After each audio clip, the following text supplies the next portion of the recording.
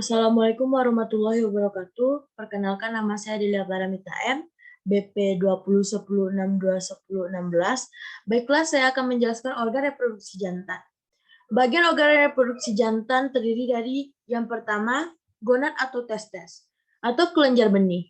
Berfungsi sebagai penghasil sel benih jantan atau spermatozoa dan sebagai penghasil hormon jantan androgen dan testosteron. Yang kedua, saluran dan kelenjar yang terdiri dari yaitu epididymis yang berfungsi sebagai alat transportasi, sebagai konsentrasi, sebagai tempat pematangan spermatozoa. Yang selanjutnya ada kelenjar yang terdiri dari vesicularis, prostata, dan Cowper. Yang ketiga, organ reproduksi bagian luar yang terdiri dari penis yang berfungsi mengeluarkan semen dan urin dan alat pelindung terdiri dari skrotum dan preputium. Selanjutnya saya akan menjelaskan organ reproduksi betina. Bagian organ reproduksi betina terdiri dari yang pertama, gonad atau ovarium. Berfungsi sebagai penghasil ovum atau sel telur dan menghasilkan hormon reproduksi. Yang kedua, saluran reproduksi betina yang terdiri dari oviduk atau tuba falopi, yaitu berfungsi menerima telur yang diovulasi oleh ovarium dan menerima spermatozoa dari uterus. Bagian selanjutnya, uterus terdiri dari satu korpus dan dua kornua yang berfungsi mendewasakan spermatozoa dengan cairan yang dihasilkan pada waktu estrus dan untuk pertumbuhan embrio. Bagian selanjutnya serviks yang berfungsi menutup lumen uterus supaya tidak memberi kemungkinan untuk masuk jasad renik makro maupun mikro ke dalam uterus. Bagian selanjutnya vagina yang berfungsi sebagai alat kopulasi dan tempat sperma diposisikan. Yang ketiga, organ reproduksi bagian luar terdiri klitoris dan vulva. Secara embriologi, klitoris homolog dengan penis dan vulva dengan skrotum. Selanjutnya, saya akan menjelaskan hormon reproduksi. Hormon adalah zat organik yang diproduksi oleh sel-sel khusus dalam tubuh. Berdasarkan cara kerja, hormon dibagi menjadi dua, yaitu hormon reproduksi primer dan hormon reproduksi sekunder. Sedangkan menurut susunan kimia, hormon dibagi menjadi tiga, yaitu hormon protein, hormon steroid, dan hormon asam lemak. Mekanis kerja pada hormon protein terdiri dari molekul besar dan hormon tidak masuk dalam sel target, sedangkan hormon steroid terdiri dari molekul kecil dan hormon masuk ke dalam sel target. Selanjutnya, kelenjar hormon reproduksi terdiri dari yang pertama, hipotalamus, yang berfungsi menerima informasi dari indera, mengintegrasikan dan membagikan serta menyalurkan ke alat yang berkepentingan. Hormon hipotalamus terdiri dari oksitosin, ADH, FSHRH, TRH.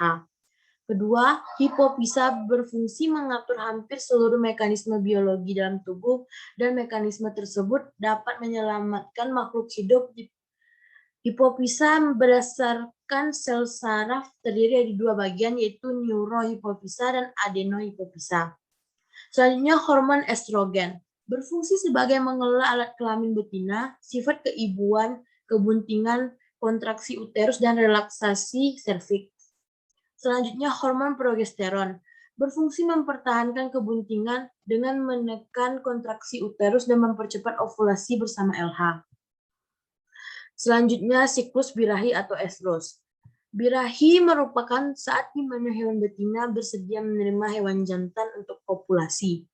Terdiri dari 4 fase, yaitu pertama, proestrus adalah fase persiapan selama 2-3 hari. Fase persiapan dengan gejala yang terlihat berupa perubahan tingkah laku seperti gelisah dan diam, perubahan alat-alat reproduksi seperti peningkatan aliran darah. Kedua, estrus adalah fase di mana hewan betina mau menerima pejantan untuk kopulasi, yaitu selama 6-30 jam.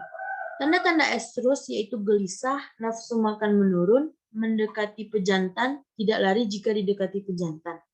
Ketiga, medestrus adalah fase yang terjadi setelah estrus selesai, yaitu selama 1-2 hari. Tanda-tanda masih terdapat sisa-sisa tanda estrus sehingga sukar dibedakan dan betina telah menolak pejantan untuk kopulasi. Yang keempat, diestrus adalah fase yang ditandai oleh tidak adanya kebuntingan, yaitu selama 16-19 hari. Tanda-tanda tidak ada aktivitas kelamin dan hewan menjadi tenang. Selanjutnya, penjelasan tentang hormon yang berperan dalam siklus estrus.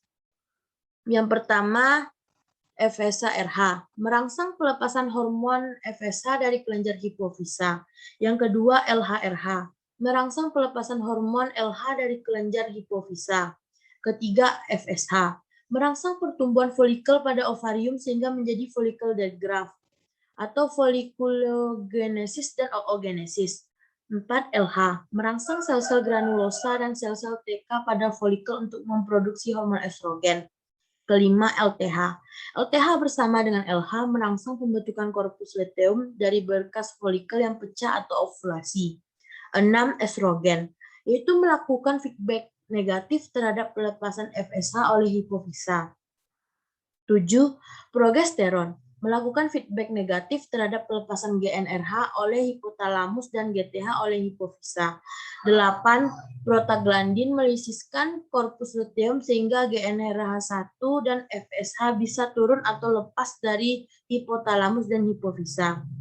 Baiklah, sekian penjelasan dari saya. Saya ucapkan terima kasih. Assalamualaikum warahmatullahi wabarakatuh.